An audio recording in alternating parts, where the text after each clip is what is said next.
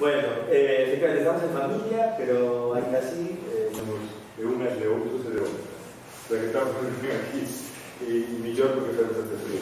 Bueno, muchas gracias por chegaros e para mí, a verdade, que é un placer ser unha compañera tan próxima, además que a través dos grupos tan cercanos, desde un punto de vista distinto, como é Cristina Sánchez Carretero, que supoño que xa conocedes todos, que lleva aquí xa unha década entre nós, e facendo moitas cousas moi interesantes e cada vez máis, digamos, máis penetrada no mundo ese que se chama a cultura o máis penetrante e adolescente.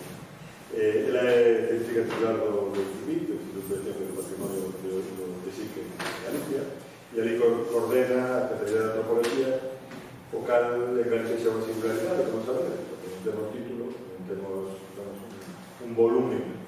Somos un espacio antropolóxico de investigación, pero non somos un espacio antropolóxico de recursos humanos que se dediquen a eso, e ela, nesse sentido, é un gran capital humano para nos aporta.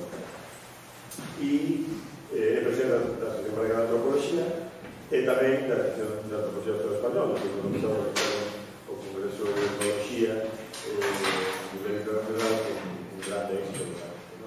Ela formouse en Pensilvania e está por outra parte tamén agora na sección de Patrimonio do Consello da Cultura. Non vou a citar todo o que se publicado en castelán, en inglés e en galego, pero si decimos que hoxe vai nos falar precisamente desde o seu punto de vista de algo que para nós, por certo, a primeira vez que me falaron dela conocía o seu nome, pero a primeira vez que a que me vendeu o traballo de Cristina, pois xa bastante tempo, porque conocía o seu traballo, pero non sabía que era ela que venía para aquí, foi o presidente Felipe, a raíz do traballo que fixo sobre o memorial do 15M, a víctima do 15M. Que naza moito con o noso traballo, non só pola vía do patrimonio, sino sobre todo pola vía da cuestión do mundo. E hoxe me voy a falar da natureza do patrimonio, dispositivos para idear museos. E entre as cousas que eu aprecio que me debo,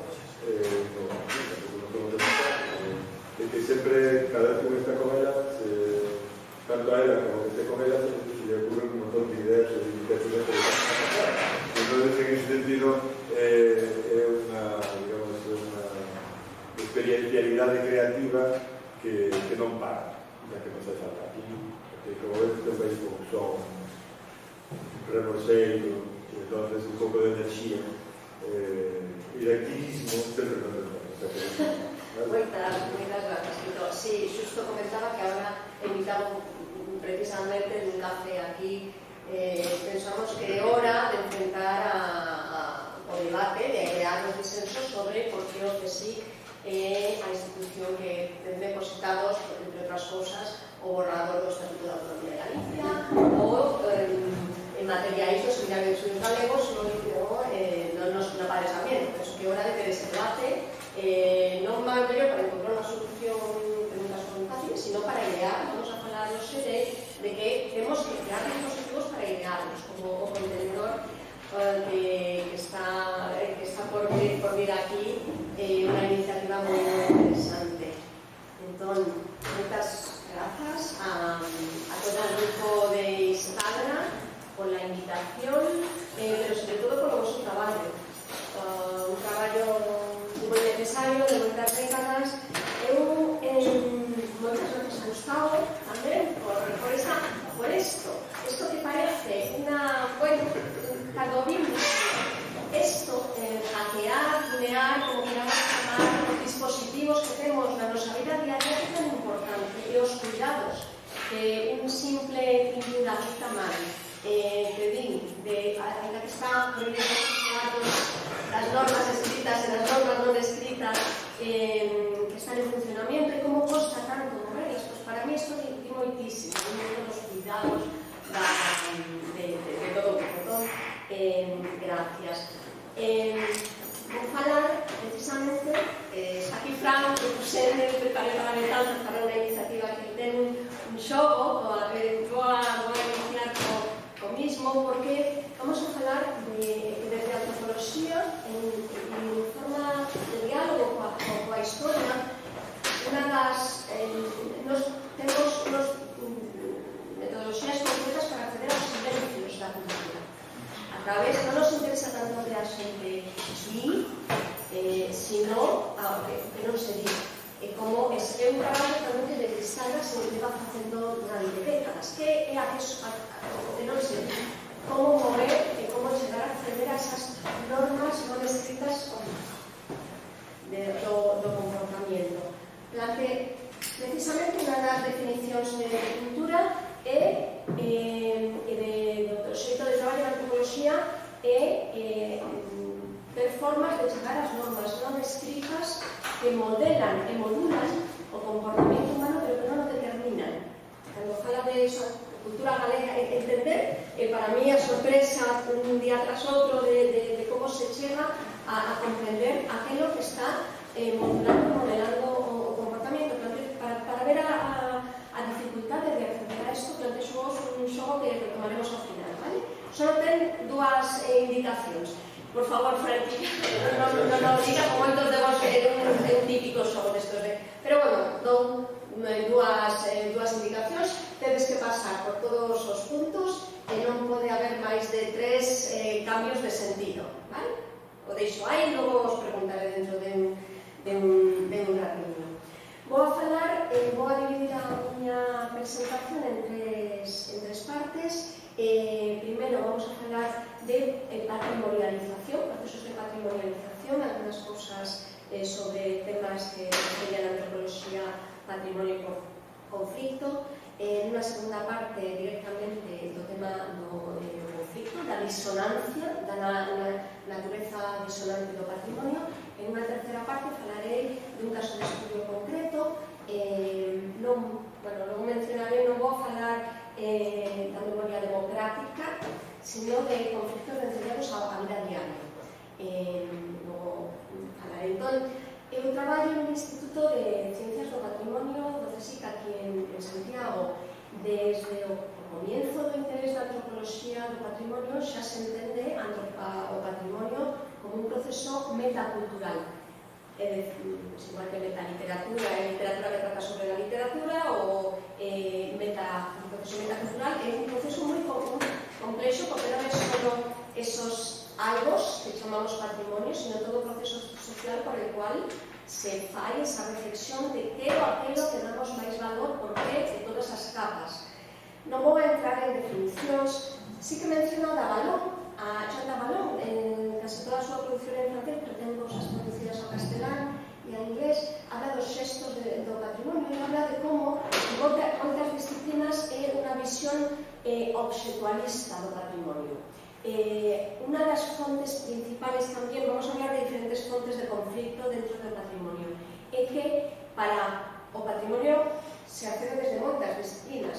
Para moitas está moi claro este proceso social de construcción, pero para moitas outras, e precisamente se están a traballar moitas veces coa xestión do patrimonio, non se produce, mira, son cada vez máis consciente dos meus erros que vou pasar o castelán, vale, perdonade, e logo retomo o galego. Xa debería ter corregido todo isto, pero o que decía era que en muchas de las profesiones que están ahora mismo gestionando también el patrimonio de conservación, de bellas artes, todavía existe lo que Davalón llama el enfoque objetualista del patrimonio, es decir, centrados en aquellos objetos o prácticas sociales o eso de los monumentos que se consideran patrimonio. Eso es lo que en esta definición sería ese interés por ese algo que es el patrimonio. En otras disciplinas, como desde varias décadas ya en la antropología, esa visión está muy superada, sería una visión antropológica de lo que es el patrimonio. Y os he puesto esta definición de una antropóloga mexicana, Victoria Novello, porque precisamente da esa visión de capas de cebolla. Es decir, el interés ya no es este algo, sino en la capacidad que tiene precisamente como potencial identitario, pero también potencial de generación de conflictos, pero también de instrumentalizaciones en muchísimos usos. Es decir, porque no es solo un algo, sino que hay en algunos que se considera que es digno de ser y aquí podéis poner toda la cadena de valor, valorado, catalogado, inventariado, exhibido, restaurado, y hay otras personas que pueden sentir ese vínculo, con ese algo, libremente, por imposición, para que se produzca un fenómeno de identificación que se considere lo nuestro. Es decir, cuando algo se patrimonializa, en algún lugar hay un componente de que desde el presente se considera parte de lo nuestro en un ámbito muy grande, que puede ser para un grupo pequeño de personas, para un grupo más grande o en diferentes niveles. Por eso, además, la doble vertiente de los dos pilares grandes del patrimonio, digamos las dos patas, la pata identitaria y la pata del mercado, los usos turísticos, esas dos patas que siempre entran en juego. Los procesos de patrimonialización están íntimamente vinculados a lo que lleváis décadas estudiando en Instagram, es decir, en aquellos lugares que para unos no son patrimonio, para otros sí, que unos reclaman, otros no, y ahora vamos a ver esa base disonante que no necesariamente tiene que haber un gran conflicto armado, sino que la gestión y el considerar algo patrimonio en su ADN lleva implicada esa base conflictual, que era una de las grandes ideas que quería transmitir. Y no pasa nada. Es que somos seres en conflicto y por lo tanto somos seres en situación relacional y hay que ver qué formas o qué modelos, y qué modelos también teóricos tenemos para entrar ahí.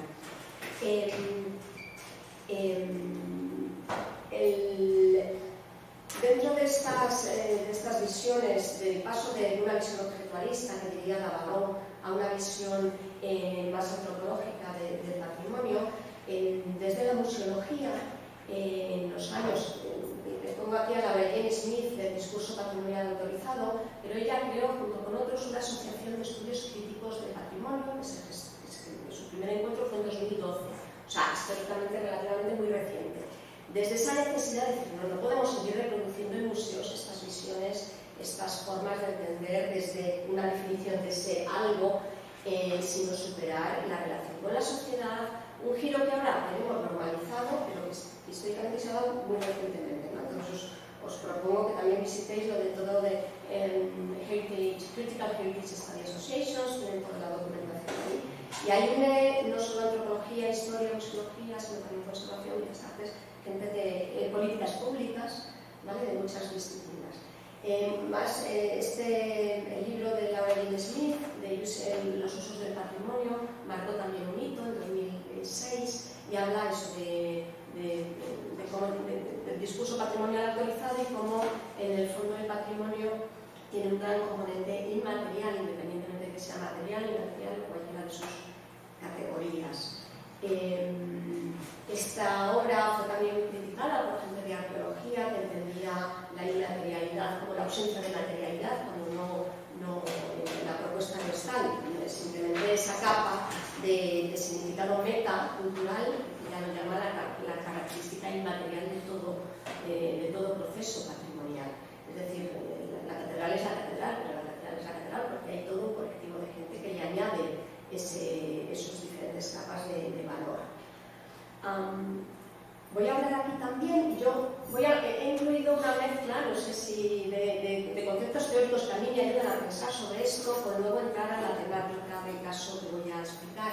Otros de estos conceptos que yo creo que tienen un desarrollo y que van a tener un desarrollo grande es entender esto desde la antropología de las burocracias, es decir, creo que pensar yo no me voy a centrar en memoria democrática, no sé cuál es la etiqueta que manejáis así como autorizada dentro de este campo, pero que entenderlo desde las políticas públicas, desde las políticas de auditoría también y la burocratización que está suponiendo esto, creo que es interesante, y ahí el concepto de régimen patrimonial o lo que nuestro compañero Pablo Alonso y antes en Francia llamaron la máquina patrimonial, o lo que él mismo Davalon luego llamó como patrimonial, es interesante, es mirar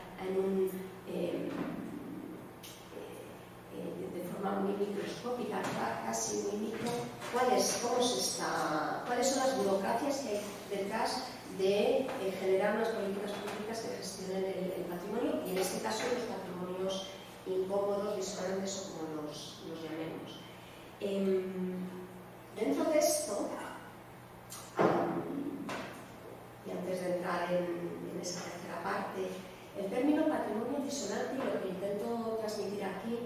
ya tiene también un largo recorrido desde los trabajos de Tambridge y Ashworth sobre el patrimonio disonante, la gestión del pasado como una fuente en conflicto,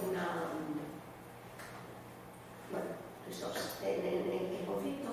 Él no habla, no se centra en el tema de patrimonios que ahora llamaríamos esas dos imágenes de caído por excelencia, ¿no? Del valle, qué hacer con el Valle de los Caídos, qué hacer, y es un tema que luego comentaremos con la isla de San Simón, qué hacer con los lugares de la represión. Cuando se lanza el tema patrimonio disonante, lo que se refuerza es que las instancias de poder que crean y el patrimonio potencialmente también desheredan o no incluyen a todo el mundo. Les parece algo obvio, pero no se había dicho de una forma así tan clara. El patrimonio es disonante porque no afecta a personas que no han creado el patrimonio para ellas, que están alejadas de esas instancias de poder. Es decir, el propio discurso patrimonial autorizado y las prácticas patrimoniales habituales son las que producen unas fracturas sociales que se reproducen por la misma maquinaria del sistema. Por eso también tantos giros ahora a pedir, no, el antipatrimonio, no me patrimonialicen, por favor. En Latinoamérica, la palabra extractivismo, depredación vinculada a la gestión patrimonial es la que aparece en muchas de estas charlas. Y también la patrimonialización de los espacios vinculados a la represión, o sea, los cauces que tienen también para desheredar o reproducir estas fracturas sociales. Vale, este es el concepto clave que quería lanzar. Pero luego, ¿cómo se aplica eso al caso concreto? Por ejemplo, lo más habitual es que se ha aplicado a lo que Llorent Prats ya desde el año 2005 llama patrimonios incómodos. Os pongo aquí diferentes etiquetas para hablar de algo que atañe especialmente al grupo de Sandra. O lo que la antropóloga especialista en yacimientos, en hacer antropología de los yacimientos arqueológicos y en parques naturales, Lynn Meske, llama como patrimonio negativo. O luego os menciono a dos psicólogos que a mí me interesan también especialmente, William Logan perdón, que me he pasado, David Hassel es el patrimonio, ¿vale? William Logan y Kevin habla de los patrimonios difíciles desde el punto de vista de historia y antropología de los mismos lugares. David Hassel, desde la psicología, habla de los patrimonios que duelen y qué hacer con aquellos lugares que implican dolor en diferentes niveles, o bien dolor porque parte de un hecho doloroso, o bien dolor porque la gente que visita esos lugares experimenta diferentes niveles de dolor. Y ahí también tienes toda una serie de modelos, pues cómo enfrentarse, qué hacer con esos patrimonios que duelen. Como os digo, estos modelos de vincular patrimonio, conflicto, violencia, se suelen aplicar a lugares vinculados a la memoria histórica, ¿no? Y ahí, bueno, pues Tito me pidió, bueno, en parte escuchó hablar de un trabajo de hace mucho tiempo que yo hice, vinculado a un proyecto de Carmen Ortiz que hizo sobre la cárcel de Carabanchel. Yo ahí colaboré analizando qué lugares de la represión franquista en Galicia se habían patrimonializado como herramientas y al final llegar a la conclusión de la ausencia de políticas de patrimonialización. En el caso, si alguien está interesado, luego os paso referencias. Analicé la isla de San Simón y el Museo Marco de Vigo. Entonces, como al final las performances y pequeñas placas se permiten, pero lo que es lugares para idear esos disensos con unos dispositivos más permanentes no los hay. Ricard Viñés, bueno, tampoco voy a hablar de esto porque nuestro compañero del CSIC, Paco Ferrandi, que vino aquí, desgraciadamente no me pude acercar, él precisamente también está diseñando, está etnografiando toda la salida del cuerpo de Franco en el Valle de los Caídos. Se creó una comisión y Ricard Viñés participó en ella poniendo como condición de que si se quería hacer algo dedicado a las víctimas en el Valle de los Caídos, en la primera condición era que saliera el cuerpo del dictador. Él está ahora mismo etnografiando también todos estos pasos. Digo esto porque en mi charla de hoy no voy a hablar de lugares como estos, ¿vale?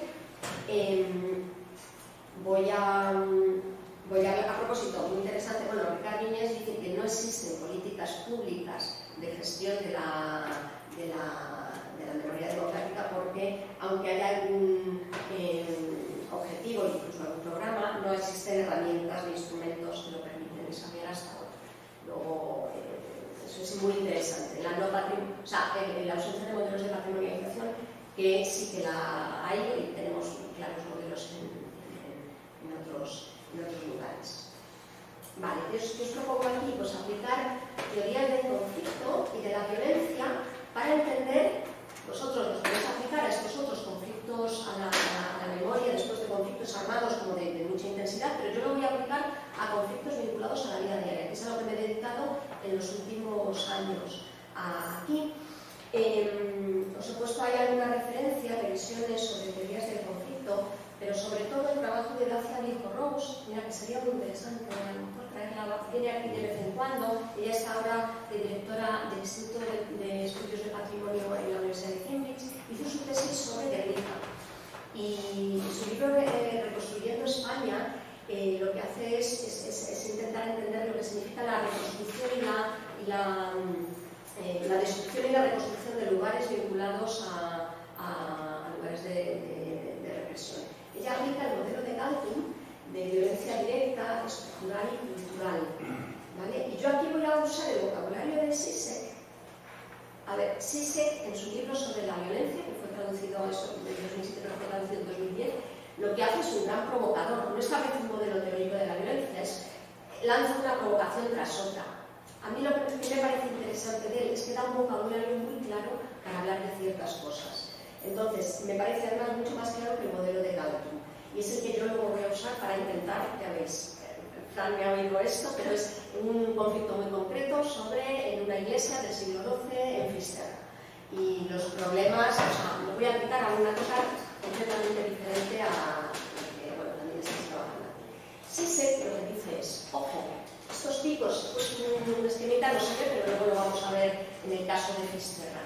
Ojo, cada vez que hay un pico de violencia, eso que sale en los telediarios, las redes sociales, como esos picos de violencia lo llaman violencia subjetiva.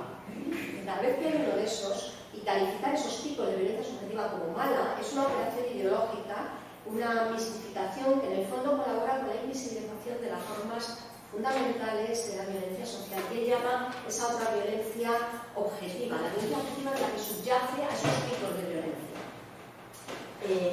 Y es en lo que, bueno, pues, tanto la simbólica como la sistémica tenemos que mirar. Siguiendo el modelo, es otra forma de hablar del, que ya digo, si alguien está haciendo un estudio a fondo de violencia, recomiendo más pues, mirar el modelo de Galtung. Vale, porque en el fondo, y lo voy a recordar luego cuando hable, que hay muchas veces en la búsqueda de los consensos que salen o que hay que buscar, de esas soluciones a los conflictos, en este caso conflictos vinculados a los procesos de patrimonialización. Y muchas veces en esa búsqueda de consensos lo que se quiere es eliminar las divergencias ideológicas. En vez de buscar, y ahí os pongo un trabajo de Adolfo Escalella, que es poner énfasis en los modelos y en los dispositivos que tenemos, tipo el contenedor que va a venir aquí, qué estructuras estamos creando para crear lugares donde se aireen esos disensos. Luego veremos también al final, porque para mí la pregunta teórica que me interesa mucho es cómo poder airear esos disensos sin sustituir una hegemonía por otra. Es decir, crear mecanismos donde la apertura de esos disensos sea posible. Y entro a hablar ahora ya un poquito en profundidad del estudio de Fisterra. Diréis, pero esto no es Fisterra, este es el santuario de Biosfera Barca en 2013, y a los poquitos días en 2014, el día de Navidad, además, el incendio, y a los pocos días, el día de Reyes, el temporal que rompe a Pedra Navala. No sé si recordáis, conmocionó a todas partes. Vale. Este es el origen del estudio de caso que voy a plantear luego. ¿Por qué? Porque era en esta zona, yo en aquella época estaba trabajando en un proyecto sobre los efectos que está produciendo la peregrinación a Fisterra y Muxía en la población local, es decir, revertir las preguntas de investigación que normalmente se hacen sobre la peregrinación a, bueno, ¿cómo está transformado? ¿Qué significa ser atravesado por el camino? Es un proyecto que hicimos en aquella época, y una persona que estaba haciendo la tesis conmigo, que ya era profesora de la USC, Guadalupe Jiménez Esquinas, haciendo su tesis de doctorado sobre un enfoque feminista y de los cuidados de las industrias de las palilleras en la costa de Norte, Camarines y Muxía. Entonces, cuando vimos esto, a mí me llamó mi madre desde Madrid. Han salido, a partir de esto, un año más tarde terminaron las obras de restauración de esta iglesia. No sé si recordáis.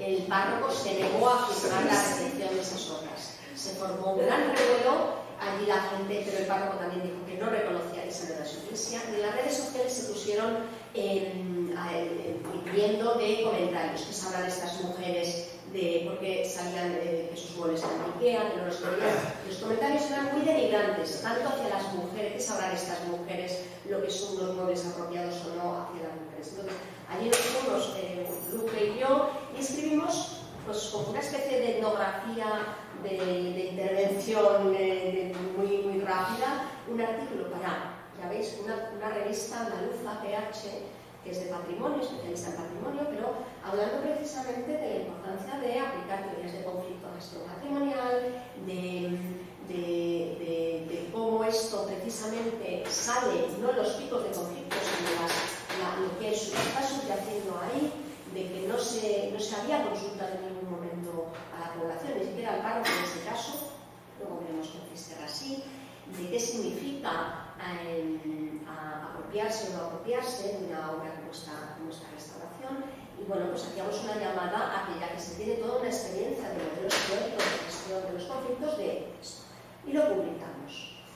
Y unos meses más tarde de la entrega de esas obras, en 2015, se entregan las obras en 2015, esto fue a primeros de 2014 el incendio, se termina en 2015.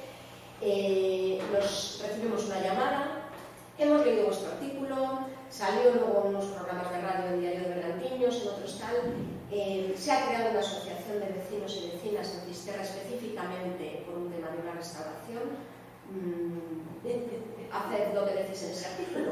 Y claro, dijimos, entonces vengo a explicar aquí un poquito esta intervención y este dispositivo que, bueno, pues ideamos metodológico para lo incorporamos. En ese momento estábamos empezando un proyecto del que también voy a hablar, que analiza el impacto que está teniendo el que se exijan los procesos participativos en la gestión patrimonial, porque el resultado es que en una gran parte, salvo excepciones, y miro para Fran, también se están usando como puramente cosméticos y cómo está cambiando qué giro de régimen de verdad. Bueno, no hablaré de eso, en ese momento estamos iniciando ese proyecto e incorporamos este estudio de caso.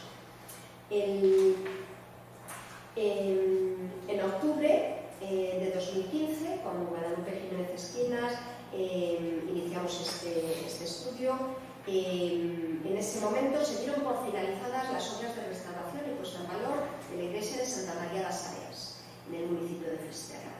Es una iglesia románica del siglo XII y está declarado bien de interés cultural. Fueron ejecutadas, veis ahí de espaldas, por el arquitecto César Portela. Y en este caso sí que se firmó la recepción de las obras y el arzobispado estaba completamente de acuerdo, pero unos días más tarde se produjo, durante la primera misa, se formó una cadena humana alrededor de la iglesia y se leyó un comunicado que recogía el descontento con las obras de restauración y la opacidad que se había desarrollado. Se convocó unos días más tarde, lo hace porque tenéis aquí, una presentación y entrega pública de la obra en la propia iglesia. Sí que fueron representantes de la Dirección General de Patrimonio, Manuel Chaín fue allí, también César Portela. ¿Y qué pasó? Este acto de presentación se convirtió mostrar su rechazo. La prensa estaba convocada y otra vez más en el telediario de la DOC. Yo tengo ese como índice de cuando mi madre me llama, ¿qué está ocurriendo? Porque tal y tal, de redes sociales, pero ahí pues tenemos el pico de SISE, un foco de violencia subjetiva con una repercusión mediática grande. Otra vez amenazan con volver a quemar. ¿Cuál es el detonante? Se lo comentaba a un especialista en el patrimonio de Cataluña y les fuimos a ver. Ellos veían esto blanco. Es un azul agua marina, un azul que César Portela usa bastante en sus... casi no se ve. Y él me decía una vez que vimos una iglesia, no hace falta apagarlo porque en el fondo es casi blanco. Pero la cuestión es la percepción. La gente allí lo ve azul, y un azul agua marina muy intenso. Y ese azul, que es blanco casi, es lo que se convirtió en el detonante de crear toda una asociación de vecinos, porque lo veis blanco. Que vosotros lo veis azul. Claro, sí, la cuestión de, claro, lo veis, sí, azul, además en unas partes de piedra. Además, lo más, bueno, una vez que se terminó esta intervención, los problemas de humedades, que eran los que fueron el detonante, siguieron estando. No solo siguieron estando, sino que se veían más, porque al haber quitado toda la pátina de musgo y de diferentes cosas, pues ahí está. Os voy a dar unas pinceladas del antecedente de este conflicto. El equipo de César Portela ha venido realizando trabajos en Fisterra desde el año 1995 con el proyecto de rehabilitación de la posada Fisterra en el faro del promontorio.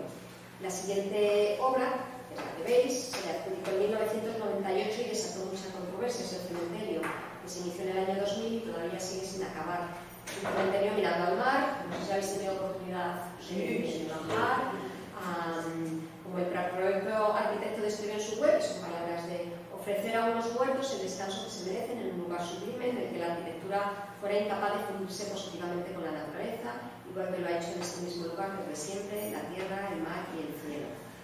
Pero sin embargo, la dificultad de acceso en medio de esa naturaleza, pero sobre todo la visión individualista, muy individualista de la muerte, muy en contra con los usos sociales de los cementerios, hizo que este proyecto no contara con el apoyo de la vecindad de Fisterra. Después de este, aún hubo otra obra más que se le adjudicó al equipo, que fue todo el plan director del promontorio. Este plan promotor, en las reuniones que tuvimos con las asociaciones de vecinos, fue muy interesante porque se le iban aplicando cada vez más competencias que de hecho no tiene. Y era como un actante más, un agente, y había toda una modificación de cosas que hacía, pero que en el fondo no las llega a hacer. No sé si eso desde la parte de historia lo habéis investigado. En esta parte era muy interesante ver cómo la documentación cobraba potencialidades de acción, es decir, se convertía en agente muy claramente en las narrativas. Entonces, ¿qué hicimos? Bueno, esta es, luego os comentaré en el proyecto que hice, comparando diferentes estudios de caso, luego lo mencionaré. Nos apoyamos mucho para comparar cosas muy diversas en el aparato gráfico. Desde cada estudio de caso hicimos unas líneas de tiempo, este es el de Fisterra, el que hicimos Luis y yo, donde se ve las entradas, salidas del conflicto, este de todos los estudios de caso es el más micro, es el más, una temporalidad más concreta, y se ve quién entra y sale. Entonces, basándonos en trabajo de campo etnográfico previo, así como en documentación sobre el conflicto surgido, como los informes que se pidieron a ICOMOS, o en este plan director, los expedientes, elaboramos una metodología que partida en cada estudio de caso también, como mencionaré, acompaña el trabajo etnográfico y su programa, es decir, quién es quién, sus relaciones con los otros, también quiénes cambiantes, que pueden tener diferentes roles, y las relaciones en el detonante o no de los diferentes conflictos, y también quién tiene capacidad de acción y de veto. Por ejemplo, el arzobispado tiene una se hace, mientras que los otros actores no, incluyendo nosotras mismas, que estaba ahí en fin, uno de los agentes que involucramos. Entonces diseñamos unas fases, una metodología de trabajo, usando investigación participativa, pero también modelos de facilitación, en el cual había una primera fase de puesta en marcha del proceso, una fase de contacto con las partes involucradas, una tercera fase de reuniones para la búsqueda e implementación de soluciones y una fase de cierre. En el fondo, a ver, no llegamos a pasar se finalizó en la segunda fila que veis, porque la Xunta aceptó participar en este proceso de facilitación, el gobierno municipal también, se llevó a pleno del ayuntamiento, de todas las partes, excepto el arzobispado. De hecho, ahora os comento. Pero fue muy interesante porque metodológicamente para nosotros es lo que Alberto Corsín llama las trampas etnográficas. O sea, para nosotros también fue la oportunidad de poder acceder a hacer antropología de las instituciones y obtener también otra serie una ayuda de investigación que si no hubiéramos podido contar. Entonces ideamos una intervención experimental en la que partimos de la colaboración con los actores implicados para codiseñar un dispositivo metodológico para idear esos disensos. Sin embargo, el acceso a determinadas instituciones fue complicada por la opacidad en la cadena de toma de decisiones. El objetivo fue construir junto con la Asociación de Vecinos ese dispositivo metodológico que hiciera cosas. En concreto, en este caso, el dispositivo permitiría, primero, definir las prioridades de negociación, que es en la imagen que estáis viendo es cuando se consensuaron que se iba a llevar al arzobispado, a la Xunta y al Concello, y ahí se optó por revertir el encalado de la Iglesia, solucionar los problemas de humedades y luego establecer cauces para la información previa, la consulta y la participación ciudadana. Y durante este proceso de facilitación se tuvieron reuniones con las dos subdirecciones generales de patrimonio, la delegación de accesarios del arzobispado, el alcalde, grupos de gobierno y con las dos asociaciones de vecinos de Fisterra. El cambio que hubo bueno, pues tengo que decir que la FUN sigue ahí. Ahora ya se repara por fin el tejado, pero la FUN sigue ahí. ¿Qué nos permitía este dispositivo? Saber en cada momento por qué se paraba, quién lo paraba y poder hacer público eso. Es decir, y sobre todo para las personas que participaron, para la asociación de vecinos que se creó y la otra asociación vinculada a la Conferencia de Pescadores que decidieron participar todos.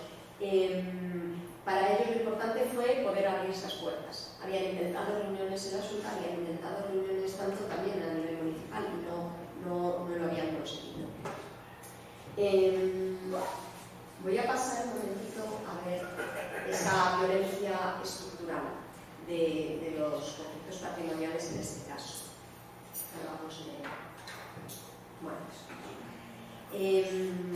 Los discursos, no lo voy a vincular, porque me interesan los discursos sobre la participación. En los diferentes estudios de caso que voy también a mencionar, hemos visto que la base de muchos de estos conflictos patrimoniales está la ausencia o la presencia de procesos participativos y sus instrumentalizaciones. Entonces, en los discursos sobre la participación en este caso, están cruzados por discursos sobre o desde dos polos. Están un poco abajo. Por una parte, la petición de dignidad y respeto que reclaman las personas que participan en las movilizaciones, y por otra, la supuesta corrupción que se achaca a personas vinculadas a las instituciones. Entonces, este doblete de acción o acción, acciones participativas para visibilizar la no participación en la gestión del patrimonio, estaba constantemente presente. En la base de las protestas de la rehabilitación de la iglesia de Santa María las Abeas está el no reconocimiento, la ausencia de ser tenidos en cuenta. Como explicación al tenso momento que se vivió cuando el arquitecto y representantes de la Xunta fueron a Fisterra a hacer la entrega pública de la obra, Un miembro muy activo de la Asociación de Vecinos de Fisterra señalaba que el detonante fue la soberbia de los organizadores del encuentro, y cito textualmente: tenían que haber consultado lo que iba a hacer. Y en diversos contextos se repetía la idea de que, y entre comillas, la gente tiene sentimientos hacia su patrimonio y no se les puede tratar como ignorantes. De hecho, una de las personas que habló, que era una persona que tiene una licenciatura en Bellas Artes, es lo que reclamaba: venís aquí y pensáis que el rural es un lugar donde no se estudia. También estudiamos, también podemos tener nuestros criterios, que salía esa dignidad, esa conceptualización de la dignidad, que se convertía en expresión de lucha, en el cambio de reconfiguración de economía moral. Y ahora voy a incluir aquí, entendiendo economía moral, y traigo los trabajos de Susana Naroski, como ese acuerdo tácito de obligaciones entre sujetos situados en distintas posiciones en cuanto a acceso a los recursos económicos y políticos. Aquí en el fondo lo que había era ese diferente acceso a recursos económicos y políticos. Es decir, la lucha por el reconocimiento también tiene que ver con la lucha por el acceso a recursos políticos, como es la gestión patrimonial. Y en este caso, y en este ámbito se centra la tercera petición de todo el proceso de facilitación, que era establecer cauces para la información previa, la consulta y la participación ciudadana sobre las obras que se planifiquen en el futuro y que afecten a los bienes patrimoniales de Fisterra. Esto sí que se consiguió. Dentro de esta violencia, que sí se llama objetiva, o que podría ser la violencia estructural, la otra cara de la transparencia que se tiene, que no haya secretos, que no haya puertas cerradas, es la sospecha de la corrupción. Es decir, se nombra la transparencia porque la opacidad de los procesos da lugar a esa posible corrupción. Cuando hemos hecho esta revisión bibliográfica sobre las instrumentalizaciones de procesos participativos, ha quedado muy clara la densidad que hay de información sobre el tema, pero en contraposición hay muy poquito sobre una antropología de la corrupción. Y en este sentido, las narrativas de opacidad y corrupción, en el caso de las protestas que nos han aparecido, es interesante porque entre los actores involucrados aparecían siempre vinculadas al proceso de adjudicación al arquitecto. Pero sin embargo, al poner en marcha el dispositivo de facilitación, la opacidad no nos la hemos encontrado ahí, sino sobre todo en el acceso a las estructuras eclesiásticas.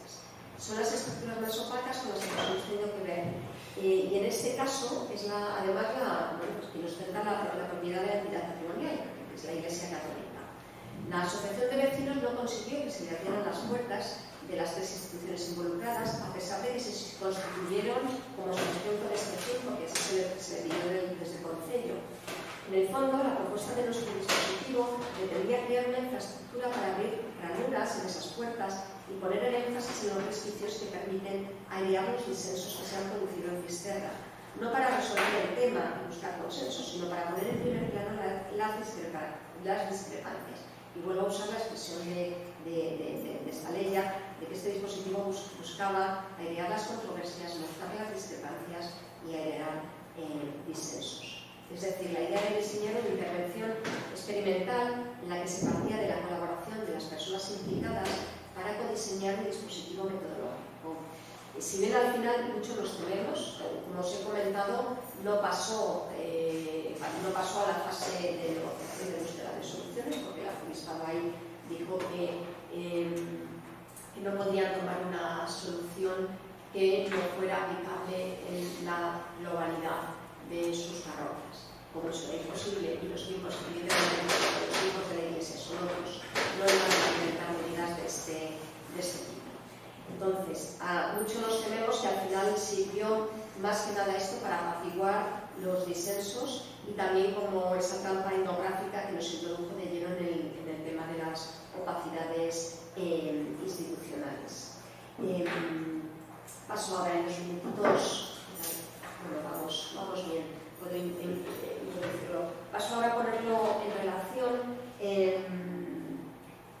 Disculpad, aquí sí que me gustaría mencionar el tema que también ha sido el tema de la tesis de Guadalupe Jiménez Esquinas, de las teorías de cuidados aplicados a la gestión patrimonial, de lo que os comentaba de estos pasos de Gustavo, ¿no?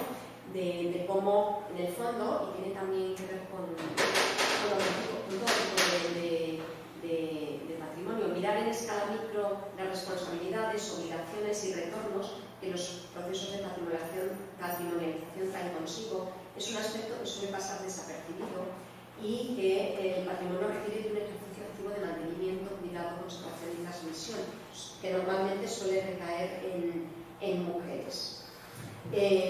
Paso ahora a vincular este estudio de caso con los que hicimos. Os invito a visitar la página participar.org, es un proyecto que terminó en diciembre del año pasado, soy la IP del Plan Nacional, ahora esperamos continuar, en el cual lo que os he hablado de la iglesia de Nuestra Señora las áreas en Fisterra es uno de los estudios de caso, pero en el cual hemos combinado todo tipo de lugares patrimoniales, desde patrimonio natural a procesos de prácticas vinculadas a patrimonio material, patrimonio arqueológico y arquitectónico. ¿Por qué? Porque la hipótesis de partida es que estas fracturas sociales se están dando por la propia maquinaria del sistema, independientemente de las tecnologías patrimoniales. Y entonces lo que hemos estado repensando, y luego si queréis os paso también más datos a este respecto, es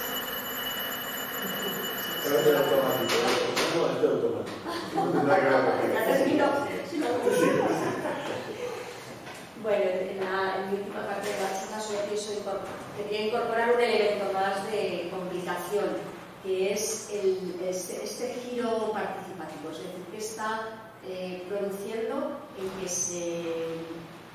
imperativo de que haya procesos de participación en la gestión patrimonial.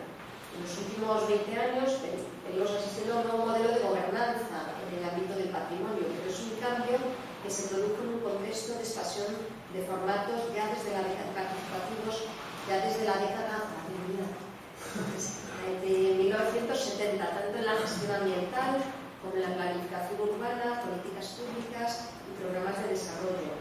Sobre este nuevo modelo de gobernanza, a lo que hemos llamado giro participativo del patrimonio, hemos desarrollado este proyecto de investigación.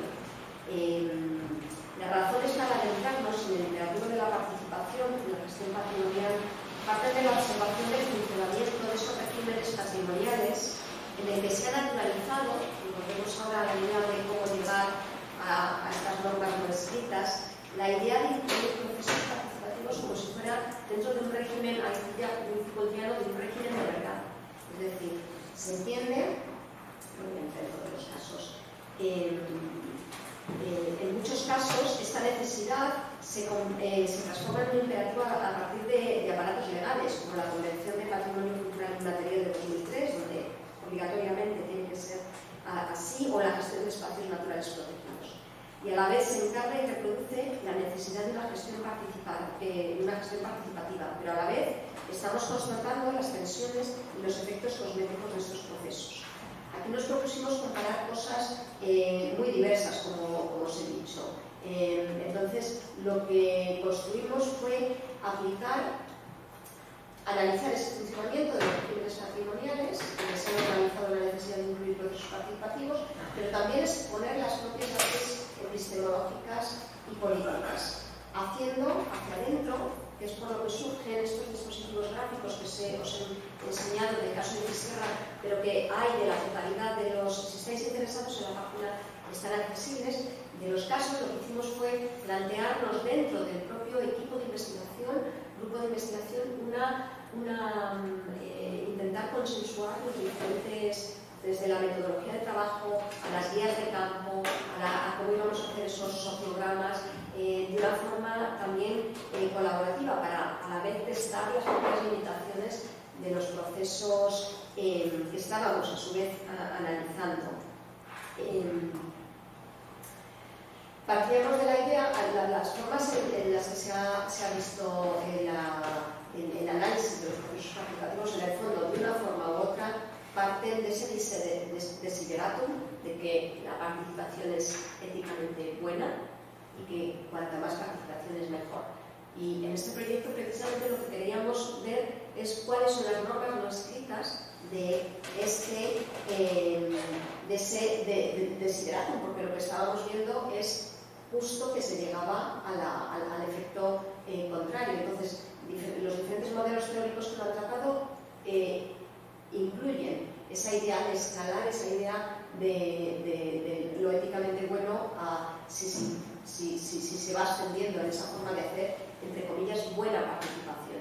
Aquí no nos interesaba ver si había buena participación versus mala participación, sino que modelos de gobernanza se estaban generando a través de la exigencia de la participación en sí. No sé si luego lo podemos debatir. Y ya llego al final, para dejar tiempo al debate, ¿vale? Os propongo, por favor, coger los bolis. Tenéis 30 segundos. Ya lo sabéis un poco todos, ¿no? ¿No? ¿Tenéis los segundos para hacerlos? O mentalmente, a lo mejor yo, claro, no hay bolis aquí. ¿Alguien que no sea Fran tiene una solución?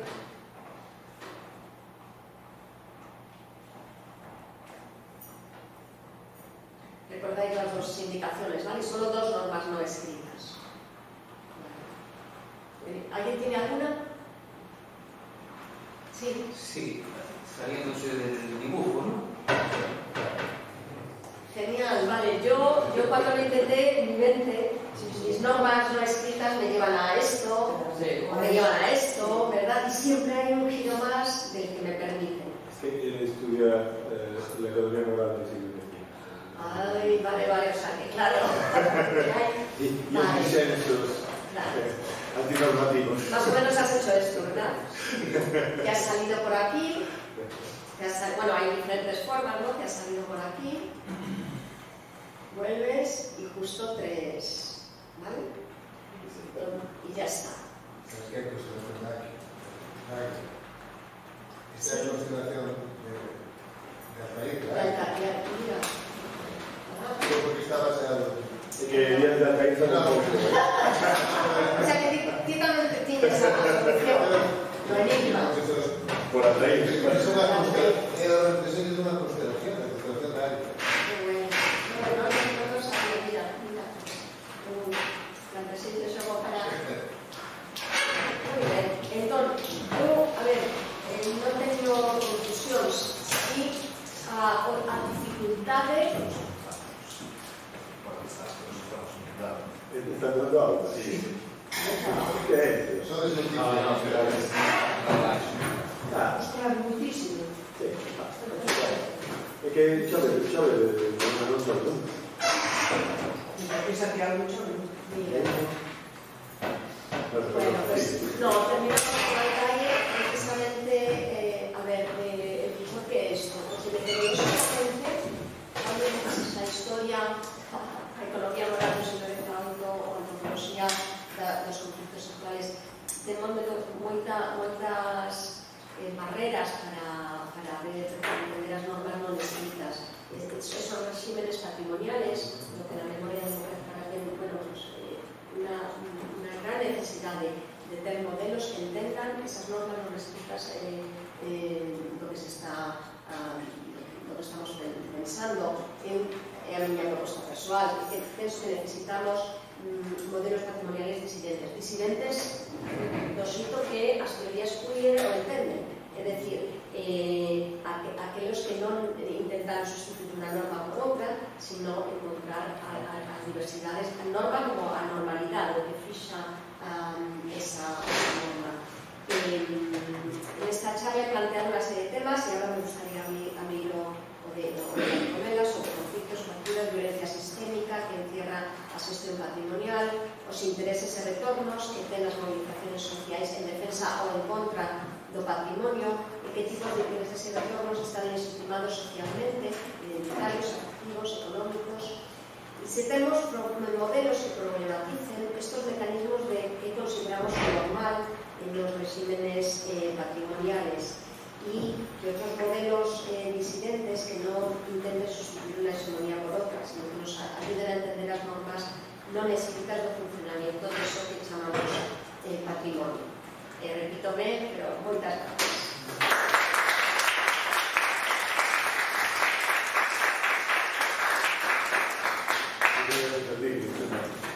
Temos tempo para falar, comentar o que opinamos aquí tamén despois do hospital.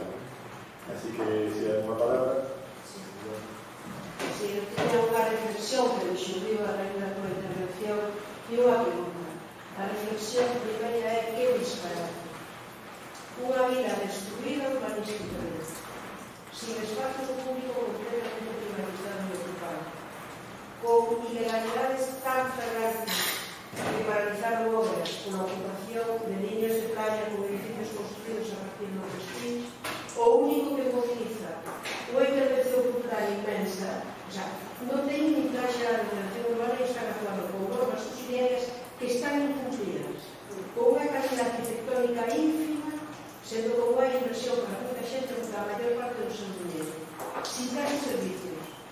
Estou referindo a baterías, estou referindo a centro para persoas maiores, cousas deste tipo que son bens que a movilización maior seja por un ben privativo, porque é porque hai a Iglesia, e da que considere patrimonio, un ben privativo, é a reflexión pública que se me ocurre que disparate, porque incluso a vida está tan destruída que está perdendo parte da súa memoria como patrimonio presente, cando é un dos elementos fundamentais.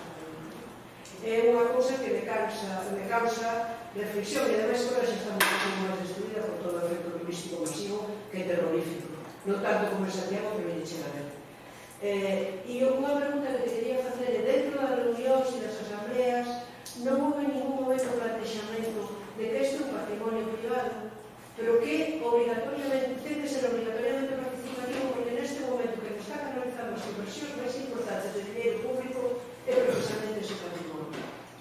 E non só en Santiago, en toda a Galicia, decir, hai dinheiro público para habilitar iglesias, porque non é os bens ao cepillo, é dinheiro público, e sin embargo non hai dinheiro público pois para habilitar, me podo referir a calquer outro edificio, unha plaza, un pequeno parque, unha liña de playa, de dunar, por referirme a eso, non? Entón, a primeira unha reflexión que me xurde de toda a Twitter, e a segunda unha pregunta. En ningún momento este tema se planteou decir, é o noso dinheiro, por lo tanto, evidentemente, que temos non só o dereito, sino obriga de participar e facer o seguimento de como se emprega este dinheiro.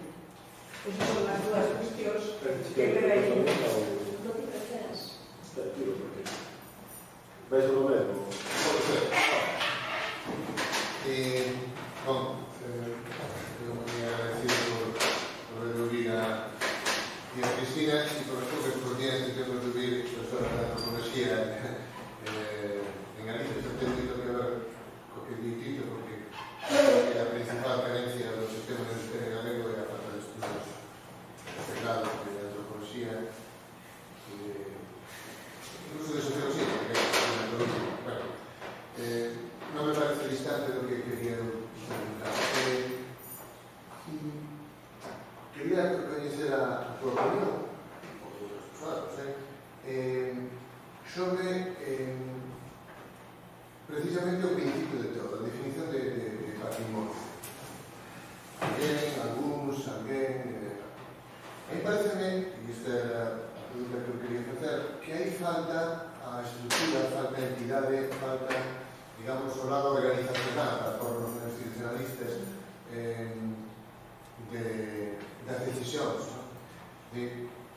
Será un marxismo un tanto pasado, mas as estruturas xeran tamén as visións do mundo. E falta nesa parte. Quería por un exemplo para someter tamén a tópica. É o caso de Milán, do cual teño escrito no mapa. Todos os partidos políticos unirse con diferentes sensibilidades na reivindicación da revolución do pacto de Milán. Ninguén dicía para qué. E este para mí parece un grave problema. ¿Para qué? ¿Para qué queremos un pacto de Milán? Porque a categoría simbólica frente a categoría social. E en segundo lugar, ligado a isto, foi lineal, cando a se comezou a expresar sobre o seu uso, foi lineal colocalo no ámbito da memoria histórica.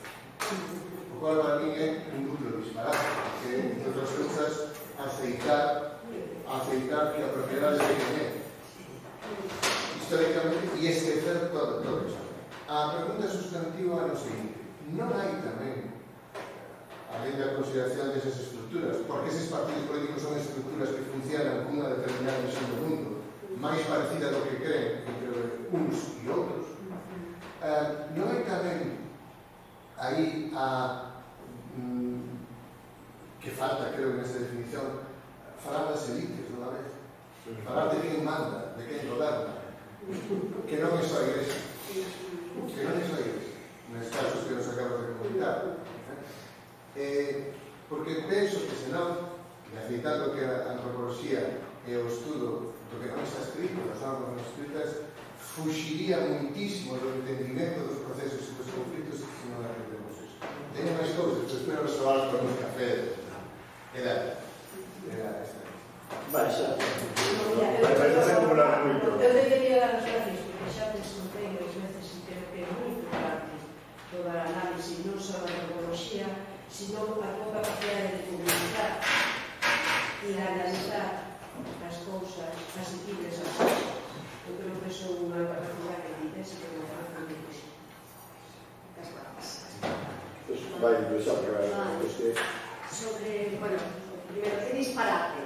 Esa idea de que disparate salió moitas veces. Por exemplo, na mesma época, a biblioteca do Concello estaba inundándose. Non tiñan toda a biblioteca... Como esta facultade. Como esta facultade, exactamente. Quen sabe? E de feito, estaban mantendo, gracias a mulleres, sobre todo, que, ademais de limpiar, cuidaban dos seus libros. Entón, esa era a mesma idea de que desproporción. Eu penso, e volvemos aos picos de conflito, eu penso que aí había ese pico da vinculación exemplificaba algo que estaba moi por debaixo, que tivo a capacidade de reconfigurar unha acción social. Oxalá hubiera outras cousas, pero o que aí había un detonante que movilizaba. Entre outras cousas era por a tua segunda pregunta, porque había moita xente, tanto feligreses e feligresas del punto diario, como xente que se declaraba atea, pero dicía que isto é a nosa iglesia, é o noso patrimonio, o noso dinero, os nosos cartos, queremos reivindicar que non só é a iglesia, ou non só é tal, dicindo, temos que reclamar que a posibilidade de la acción ciudadana a lugares que na realidade sexa de outros, entendemos que de todos e de todas. Penso que un tema que temos que airear dentro do Consello da Cultura Galega, dentro da Dirección do Patrimonio, do consorcio. Claro, consorcio, o Consello da Cultura Galega, claro, se hai que airear consensos. Exacto. En estancia, non está. Llegando a tu pregunta, Elías, claro, dentro todo lo que mencionaba al principio de la Bellón Smith, ese discurso patrimonial autorizado ten que ver con quiénes son as élites, que determina quién é que e que estructuras de poder sustentan a posibilidade de iniciar procesos de patrimonialización ou de despatrimonialización. Completamente de acordo. Eu puse, a verdade que non, puse esta definición porque leva, permite o efecto cebola, pero claro, completamente de... Non digo porque hai élites que parece que están dun lado e están non, ou viceversa. Ese tipo de xogos nos campos do poder que é moi eficaz para esa manutención das élites. Claro. Eu quería fazer unha pregunta, pero se lo que hai máis así anotamos para os datos, porque na revisión dos poucos, gracias. Falta un paso, pero... Sí. Que debería levantar a cabeza. Solo se lle pode decir que sí. Mira, a miña eu quería fazer unha opinión, bueno, moitas gracias, xa chasdero e chasdor polo menos, chasdero menos, porque efectivamente nos permite dialogar en claves que son pouco frecuentes, non? Quizás porque todos estamos nunha lógica moi transdisciplinar e é do que se trata, e non hai disciplinas que expliquen mellor que outras, pero justamente para poder chegar aí hai que misturar moitas explicacións de moitos puntos de vista, ¿no? E en ese sentido é o que quería comentar. Primeiro, me fai, bueno, fai gracia que comentaría, porque efectivamente o que tiña anotado aquí, unha vez que tiña anotado é e que pasa cos arquitectos. Xa, a parte do resto da reflexión da elite, que lle dixo aos arquitectos que tiñan esa capacidade para interpretarlo todo como... porque aí xa apunta un problema cunha elite concreta, que ten que ver además con a posición política, avalada por unha posición antifranquista. E entón, claro, iso acaba confundindo todo e en este conflicto non se entende, é dicir, non se entende, pero que está perfectamente maravillosamente explicado. E además, claro, hai aquí me gosto de vos que só vos facedes, ou preferentemente vos facedes, non? Outros non facemos eso, pero nos aportades unha... E a segunda pregunta que se me ocurre, de hecho, estaba aquí mandando un artigo, non estaba vendo redes sociais, que acaba de publicar José Ramón Rodríguez Lago e o noso compañeiro Miguel Cabo, sobre algo que é moi conocido na literatura galega, chamado millóns de novelas da literatura galega, que é algo que ten que ver exactamente co mesmo. E que ocurriu? Bueno, e isto non é unha punta de violencia, son 5 mortos. É unha punta de violencia, que se chama Moseira. E Moseira, en 1909, como levaba o balde aquí, e a xente creía que aquel era deles, non podían levar para Ourense, houve un enfrentamento co Guardia Civil e un Guardia Civil, aunque lle seguiron a pista, que foi moi famoso, por certo do 36, foi o que deu a orden de mandar aquela municipal. Se produciu un tumulto e algo que naquela época ocurriu en Cans, ocurriu en Moseira, ocurriu en Narón, ocurriu na Revolta das Pedradas, ocurriu entre o ano 1905 e 1929, ocurriu en Galicia.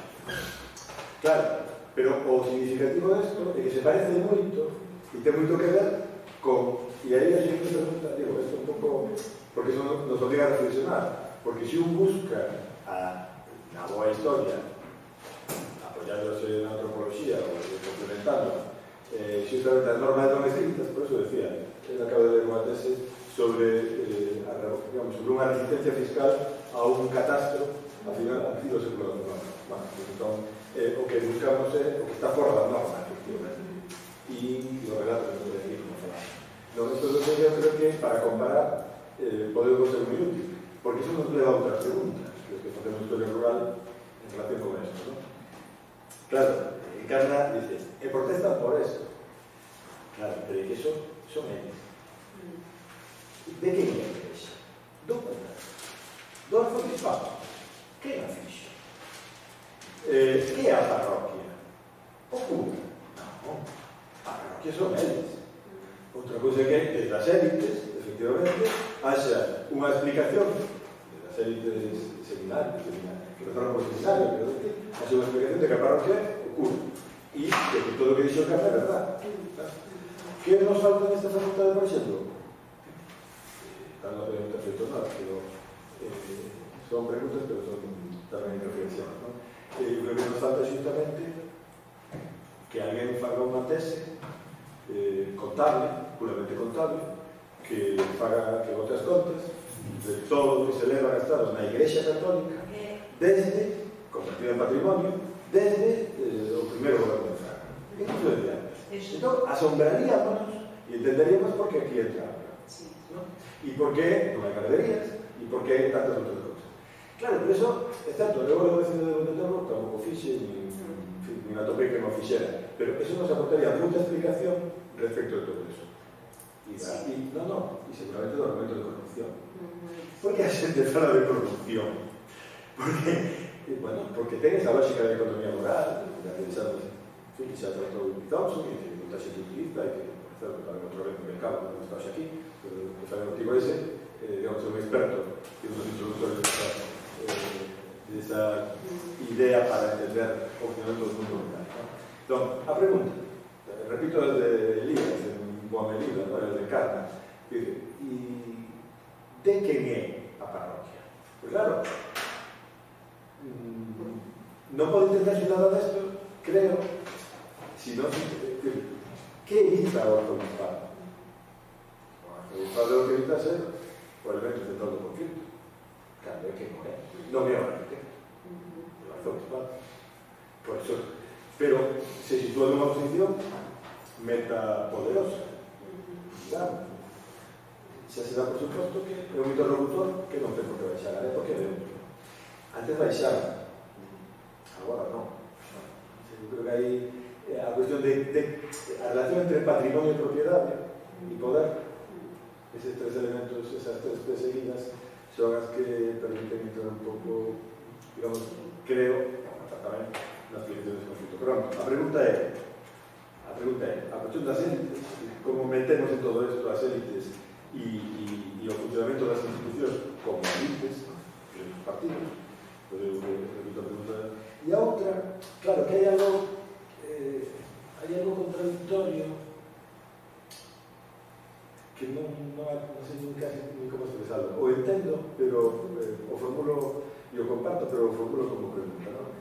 Falades de airear os disensos, pero o que queres é mediar os disensos. Digo, na formulación que ti, no método que ti explicas. Entón, aí hai algo que se hace contradictorio, non? Por un lado, que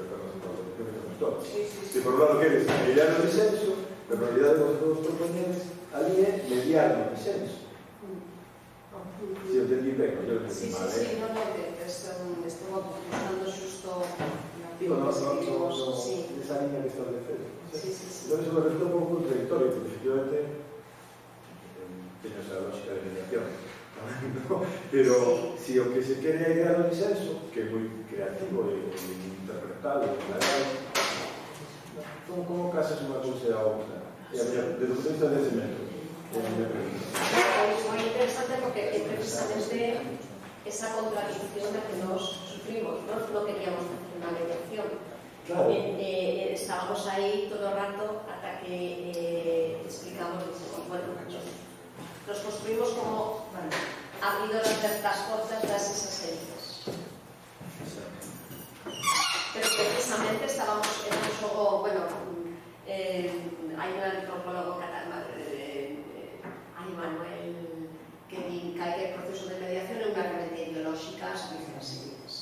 Nos partíamos desa idea e a compartimos. Entón nos sentíamos, entón está moi ben que o captes porque é precisamente incorporar a los nosos corpos o que nos costó pasar a esta medida a este diseño de unha intervención, que non deixa de ser unha intervención, porque precisamente a postura teórica era que nos estamos construindo unha ferramenta ideolóxica. E, ademais, Meredith Strasse, aí vou a xuntar a Meredith Strasse en todas as culturas de la teoría e as ferramentas de gobernanza que ten de gobernamentalidade, nos estábamos sendo esas ferramentas. Entón, está moi ben captado porque, de feito, se quere nos artigos que analizamos reflexivamente esa contradicción. A forma que dixemos, bueno, pues usamos eso como unha trampa etnográfica para intentar entender que en outros proxectos intentamos facer unha antropoloxía dentro do arzobispado. Claro, eu non suelo llevar tacones, non suelo llevar unos focos de entrar no arzobispado a dos mulleres, é que hai algo metodolóxicamente imposible de facer unha etnografía adentro. Pero, dito isto, uniendo con otra reflexión, sí creo que antes una investigación sobre a dónde van os recursos, canto, quen, dónde, como, é importantísimo. Tan importante, se me permite este concepto, importantísimo eso. como difícil, porque nós o intentamos. O intentamos. Cabe a escala macro, non a escala micro. E que ocorre? Escoitaba que as verbas, as partidas económicas están moi distribuídas, moi repartidas. Non hai, o sea, o verbo de ten, imagínate, 25 millóns. Claro, pero que patrimonio ten 12. E infraestructuras non sei que ten 15. E non sei que ten tanto. En realidad, é unha persona trabalhar. É moi ni o Consello de Contas. Non é así, nem o Consello de Contas. Non é unha torre por unha persona trabalhar. Hai por unha persoa 4 anos a ver a documentación na cruz. Non, pero que dice? E digo, non, máis alá, disculpa, máis alá que verlo. Disculpa, Elías, unha persona, pero con traductores e traductoras dentro de cada institución. Porque os conceptos, o sea, non... Claro, o que trato de dicer é que isto é dos instrumentos das élites. Claro, claro. A confusión é un dos elementos das heridas. Como podes tú poder se non é así? Se tu tivese 9,26 millóns de distribución, precisamente a tecnoloxía económica aportaba outras cousas é un dos instrumentos básicos para esa transparencia, para esa opacidade. E cando a xente se queixa, realmente intúen a corrupción. Mas a corrupción é o primeiro, o elemento máis epitelial, máis superficial. O elemento máis profundo é isto é arcánico para ti. Non sabes como funciona, non tens instrumentos para saber como funciona. Que é ese elemento básico. No lo digas. Mira, hay dos Disculpa, palabras. desde a miña experiencia de contabilidade, simplemente facer un seguimento, leva tempo, porque son capítulos diferentes. Pero está todo, porque ten que ser... Non é de Cataluña. Eso es. No, é de Cataluña. E como me dixo a Universidade de Vilar de Donas, se en vez de mirar por arriba, miras por abaixo, tú vas aí e se chintas de cara. Aí está o mellor do outro, claro. E a calefacción é esas formas tamén. E os baños. Non se controla a partida, porque a calefacción, os alfombros, os bancos e a portada. Hai dos palabras. Mira, no, unha cuestión necesaria que me contigo. Hoxe, a xoito, en Mazarelos, que presenta a revista Mazarelos. E sería lamentable que non lo sexa. A primeira revista de Historia e Cultura que fan os estudantes que van a estudar. Antonio. Sí, bueno, pues nada, yo también quería sumarme os agradecimientos para ver pola presentación que nos fai esa en moitos temas, non? Un deles é a posibilidad de facer unha tese de doutoramento sobre un tema que acaba de xurdir agora e que en parte se o traballo que facemos os historiadores e as historiadoras, pero claro, non se fai efectivamente en un momento, pero sí que se pode. E se se pode facer no século XIX, pues imagínate agora, non? Pero bueno, un traballo realmente complicado. Eu, o que teño un par de dúbidas en relación coa cuestión un pouco do modelo teórico. Bueno, primeiro, porque cando mencionaste o nome del CITEC, pues bueno, podemos deixar a parte, ¿no? A cuestión del CITEC, ¿no? Pero eu teño unha dúbida con esta cousa do discurso de elites e povo. A mí que me costa moito. Porque se me elites de povo, porque entendo que frente ás elites o resto somos povo. E tú és elite. Claro. E acabamos de historia. Me parece moi complicado eso. E a mí gustaría saber pois desde que punto de vista ou como cando tenes estas situacións, non, de resolución de mediacións asignadas pois unha etiqueta, por así decirlo, para situar os distintos actores nun lugar. Cales son os criterios? Por exemplo, a mí se me ocurre que existen criterios que poden ter que ver coa capacidade de decisión que teñen determinados suxeitos, non? Pero claro, a capacidade de decisión para mí tampouco é equivalente, non?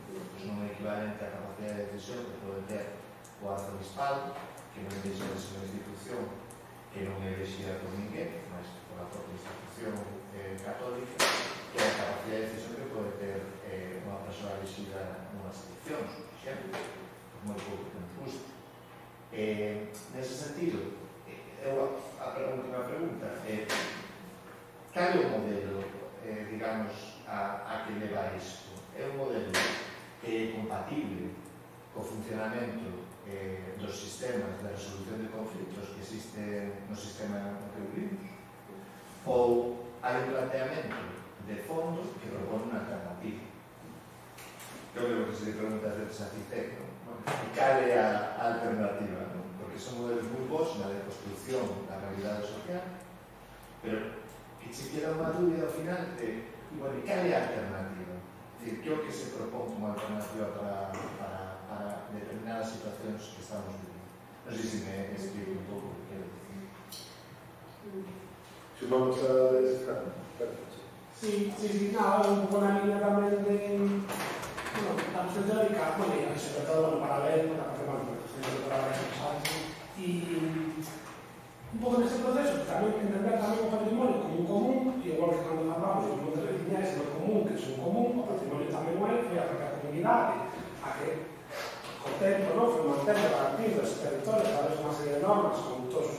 se van dando, e esa gobernanza que acaba de estar aceites os marcos normativos que condicionan, e logo que temos que hai un proceso de desposimento, non? Cando falaba de Lewis Hamilton da acumulación por desposimento, nos van desposendo desos comuns.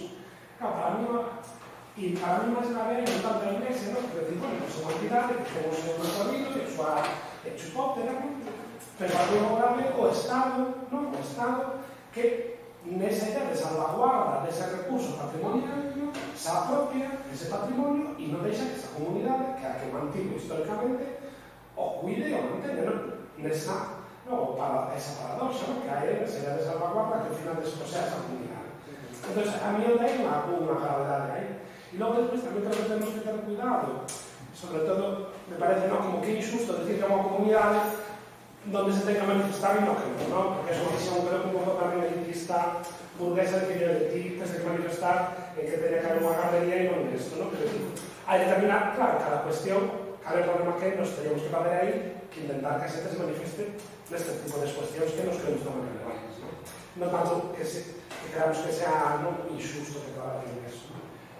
Entón, a mí me parece que aí é onde está ese problema, non? Sobre todo, como facemos que o Estado o Estado e esa empresa, non? Porque hai esa relación complexa, non? Entre a empresa que se apropia tamén do público, non? En moitos recursos e no turismo hai un claro exemplo, non? Entón, como, e creo que a dificultade tamén que pode dar aí é como comunicamos unha comunidade, como falamos con as comunidades, se o punto central é a idea de conflito, porque me parece que a xente eso lle cansa. Se eu abordo, se non, claro, porque a mí non me apetece, porque decir, o conflito constante, non? Xa vimos eso. E se eu vou a falar logo con esa comunidade sobre eso, abordando o tema do conflito, ainda que non podo subyacer e estar aí presente, non? Que non tramo desde aí unha complicidade porque espanta, me parece. Entón, quer decir que si vai a estar o conflito e no traballo vamos a estar, pero non como focalizando tanto, sino máis desde o amor, que digo, o patrimonio toma cosa de amor, non? E de amor a un algo que hai aí, non? Que hai eso que nos move tanto como para querer que non se perda, non? Como cando falabas do patrimonio en Dumbría, como os vecinos e veciñas, non? Reivindican máis a cuestión do agrario como un elemento, non? Os saberes agrarios como un elemento máis patrimonial fronte ao discurso das élites do Concello que falan, non? Dos bens máis materiais, como pontes, concellos, iglesias, tal. Claro, e entón, como desde aí, desde ese amor, non? Sin querer ser naif, hippie, non? E niveles, non? Como mellor por aí, non? Podemos buscar máis a comunidade para buscar máis aliados. Efecto material. Efecto material, o final, claro, depende do proxecto. Porque se o objetivo é buscar aliados, claro, eu dubido que o regime patrimonial con as diferentes élites que temos sea sustentable durante moito tempo. Non é viable. Por iso que necesitamos repensar todo, a gran maquinaria, que, entre outras cousas, por cosas que xa salieron aquí. Os recursos, de onde van, de quen, de que necesitamos pensar diferentes modelos. Pero bueno, entón, é moito máis difícil mover a maquinaria en outra dirección que deixar que sola siga movéndose. Sí, entendo que o que diste, que buscar as formas creativas, ¿no? Como aí o que falaches de que foi moi interesante ver que ao que se reclama en moitos lugares é que a produción primaria no campo, eso é patrimonio, pero non a terciarización e disificación da produción rural, digo agraria. Entón, é un concepto, un xiro moi interesante. Esa produción é considerada como un valor en sí que debe ser mantido ao longo do tempo. Entón, hai unha vía de comunicación entre xestión patrimonial, producción, sector pesca, agricultura, ondes, vale. Dito isto, e sí, e é parte do mal común, estou completamente de acuerdo. Unha visión pouco elites, claro, de que arriba a baixo non funciona, porque en unha situación moi concreta os que están abaixo están tamén arriba, pero eso non significa unha explicación igualadora. Entón, clase social, están presente moitísimo diferencia los accesos a recursos diferente moitísimo, eso non significa que tengas un pobo en las élites tal cual, e que unos son unos e outros son outros, non funciona, pero sí mirar preguntabas por os criterios, cal é o modelo. Nos non partimos dun modelo de os sociogramas ou mapas de actores, hai diferentes formas de chamarlo. Esos mapas de actores ou sociogramas ven despois dun traballo de campo no cual o que intentamos é ver quen forma parte das estructuras, e penso que temos que retomar o vocabulario de estructuras de clase porque están aí, de relacións desiguais de poder, quen ten capacidade de decisión ou non, como se articulan en asociacións, pero de forma fluida, porque eu podo vencellarme con Elías e contigo para reclamar que arreglen esto e a vez ser parte do equipo do rectoral e a vez logo ser parte con Fran de esa movilidade de roles dentro destos sociogramas é importante. ¿Cómo funciona otra vez? Me parece rápido y a mí me resulta muy interesante. Ahí. Estaba antes de salir. Luego bueno, aquí intentamos decir tamén a tedes capacidade do proceso, a consulta pública de onde sale, está o obispado, as intensidades, os círculos intentan ver as intensidades na toma de decisión. Por exemplo, o arquitecto foi interesante, o equipo de arquitectura aí que estaba xusto nos programas, fixemos o traballo de campo, pero por lo visto non se pode retirar porque non ten que pagar, cando se retiran os arquitectos e arquitectas, toda esa parte dos seguros das obras da súa carreira. E foi moi interesante a explicación victimista que recibimos da situación da arquitectura na época de que foi, a mí é un tema que non entré porque non tengo as ferramentas ni quise. Aí, sí.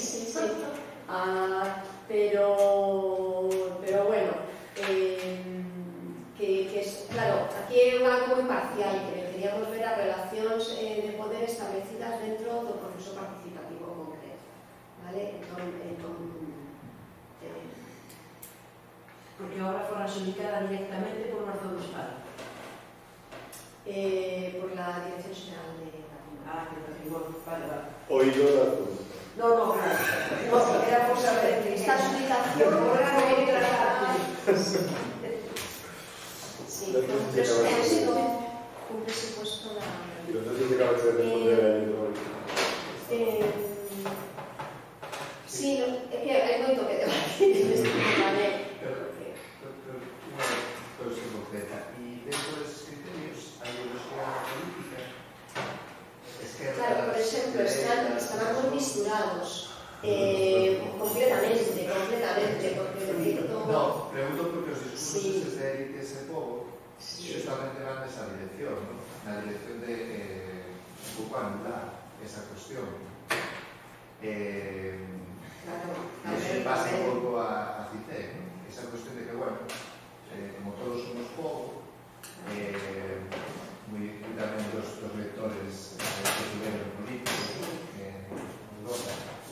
Por eso preguntaba se ese factor non xoga ningún rol aí. Sí, de feito acabamos de sacar un libro sobre el imperativo de la participación y aí analizamos, foi interesante.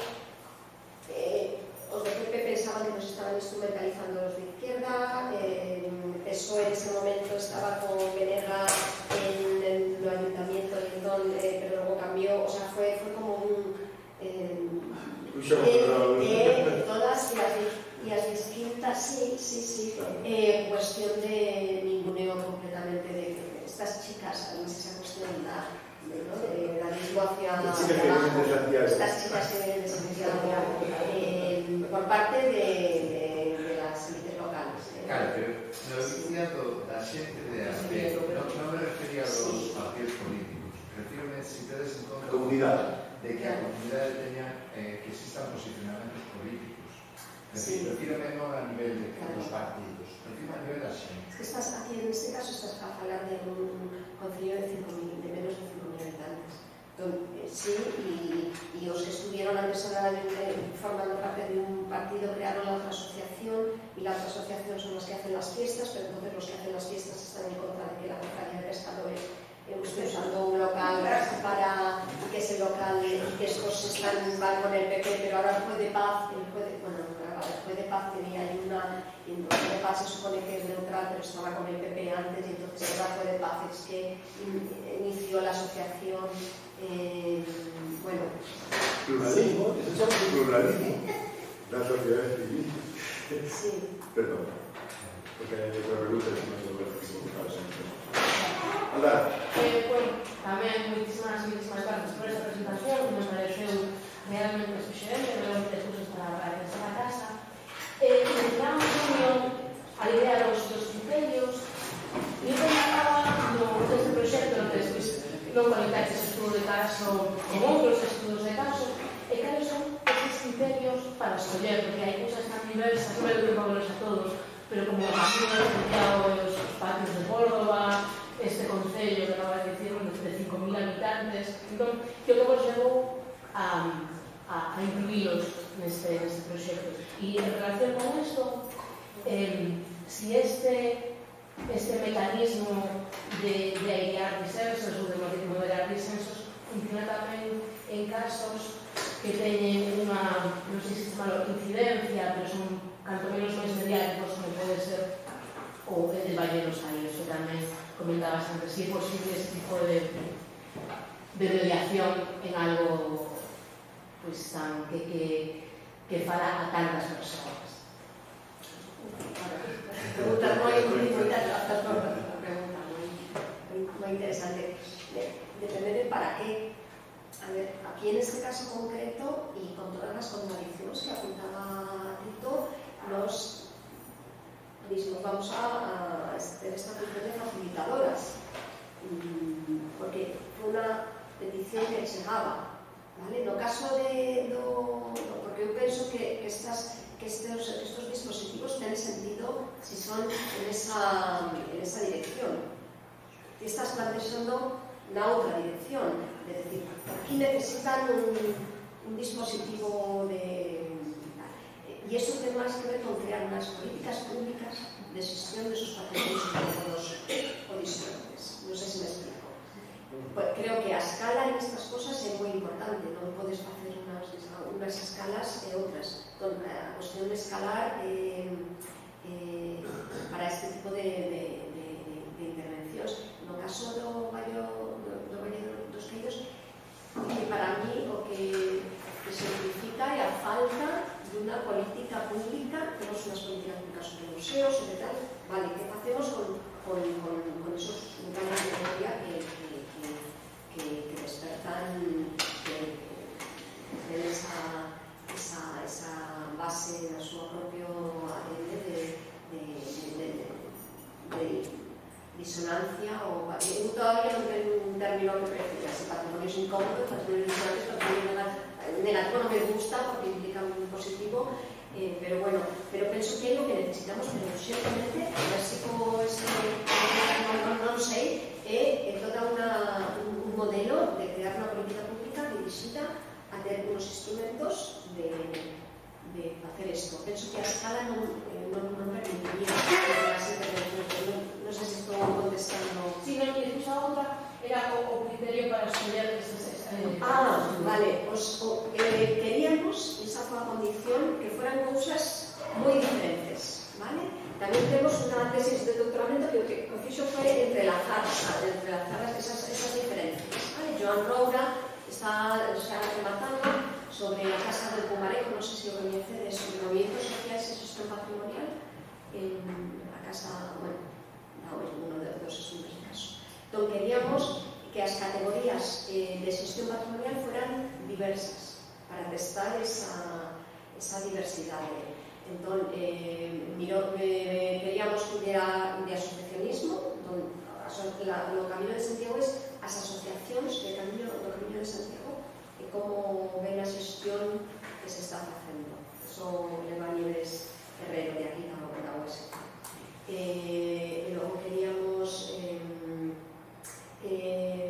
cubrir parques naturales, porque queríamos ver as tipologías de xestión patrimonial que exixieran por lei que tiveran unha xestión participativa. Eso ocurre con parques naturales e ocurre con as declaraciones de patrimonio inmaterial da UNESCO. Por eso está la cuestión dos patios de Córdoba, que é patrimonio inmaterial da UNESCO, e por eso están los diferentes parques. Esa foi o... Sí.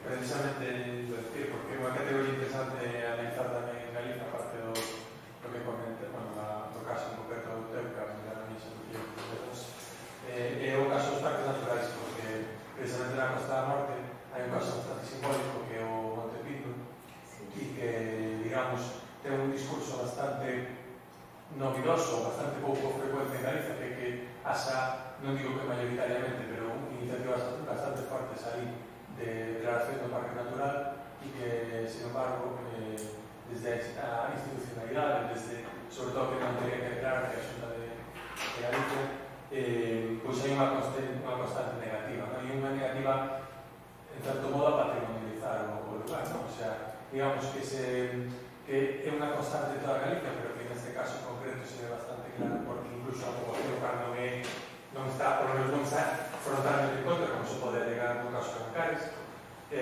Sin embargo, pues, hai unha negativa constante non só aí, sino en Galicia en xeral, a proteger o patrimonio natural ou a xerar unha patrimonialización que garanta iso, non? En ese caso, pois, parece tamén unha categoría patrimonial a analizar bastante seguro. Aí sí, en este caso, José Antonio Cortés, que está ahora en la Universidad de La Coruña, que fue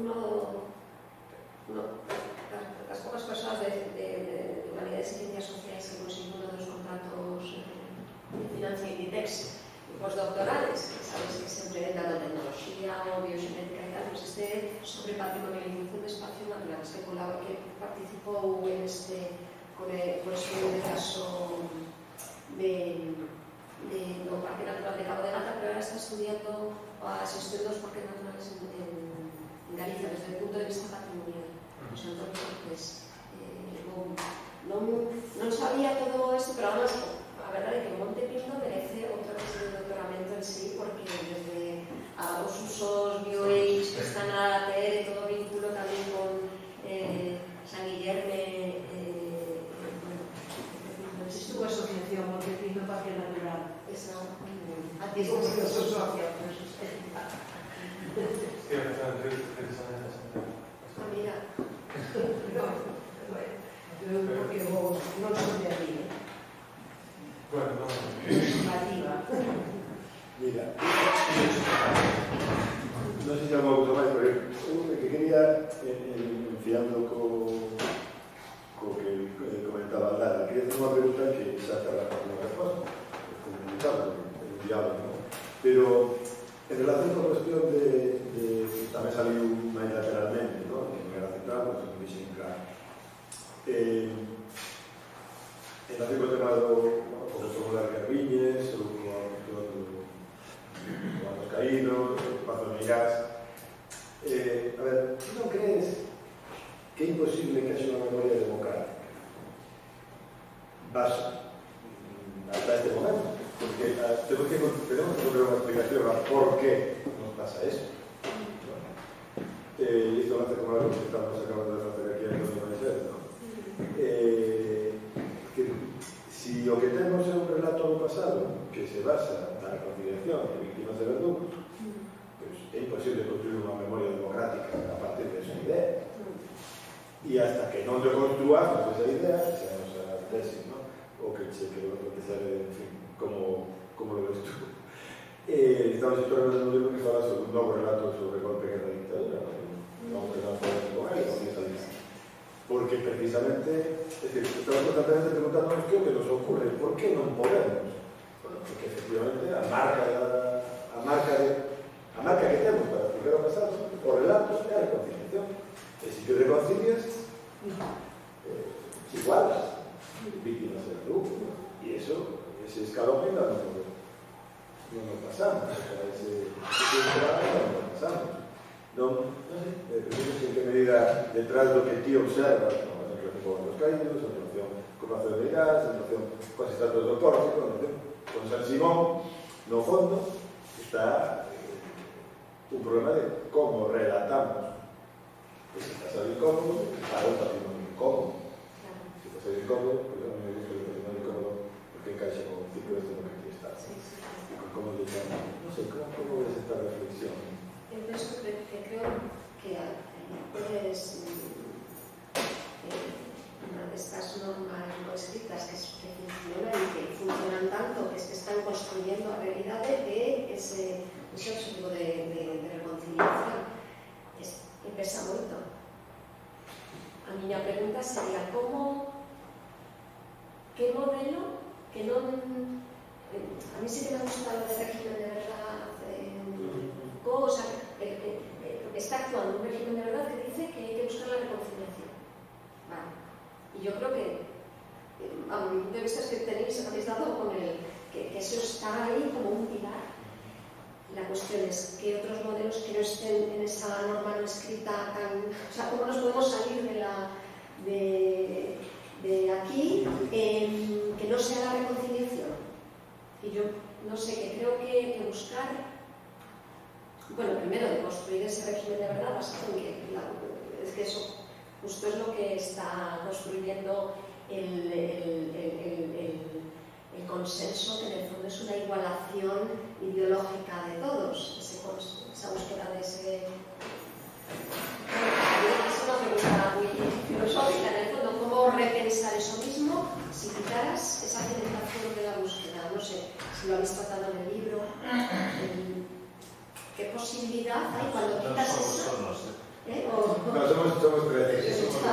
Sois 13. No, a veces Bueno, en conjunto. O sea, fue asignado no por partes. Por los 13. Vaya Caballino. Pues... Sí. No, solo sois que... No le digas que lees el libro.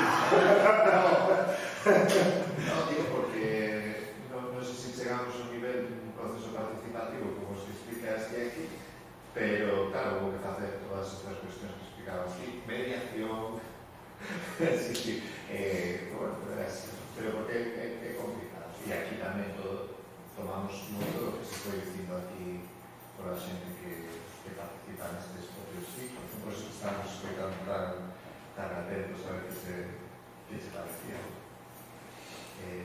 Pero bueno, nada, No, en todo caso, respecto a tu pregunta, a alternativa a reconciliación, por lo de agora, aparte da deconstrucción, que é un pouco devolvía de ti a pregunta que te antes, ¿no? O coñecemento da responsabilidade. E o coñecemento da parte oculta. Justamente, a antropoloxía se dedica a ver o que non está, e entón o que buscamos é que non está. E o que nunca estuvo no relato é o verdugo.